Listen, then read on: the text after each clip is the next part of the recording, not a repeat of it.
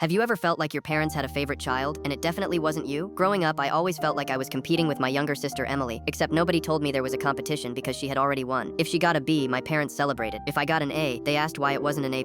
Whenever relatives came over, they showed off her achievements while I was simply called the older sibling. When I was 16, my parents bought Emily a brand new laptop because she needed it for school. A few months later, I asked if they could help me buy a used computer for college applications. My dad looked at me and said, "You need to learn to earn things yourself." After that, those words became the answer to everything. Need textbooks? Earn it yourself. Need driving lessons? Earn it yourself. So I got a part-time job. I worked weekends, saved every penny, and paid for most things myself. Meanwhile, my parents paid for Emily's phone, clothes, and eventually helped with her college expenses. Whenever I complained, my mom would say, "Your sister just needs more support." It felt like the rules were completely different depending on which child they were talking to. After school, I moved away and started working full-time. I stopped asking my parents for help because I already knew the answer. Slowly, I built my own life, saved money, and started doing well for myself. For the first time, I felt proud because everything I had earned belonged entirely to me. Years later, I came home for Christmas. During dinner, my parents started talking about money problems because they had spent years helping my sister with debt and other mistakes. Then my mom looked at me and said, "Maybe you could help your sister out." The entire table suddenly went quiet. I looked at my parents and repeated the exact words my dad had told me years earlier. She needs to learn to earn things herself. Nobody said anything. My dad immediately recognized his own advice, and my mom couldn't think of a response. For the first time, they understood exactly how those words had felt. That Christmas taught me something important. Being the unfavorite child hurt when I was younger, but it also taught me how to stand on my own. Years later, the child they ignored became the only person in the family who didn't need anyone else's help.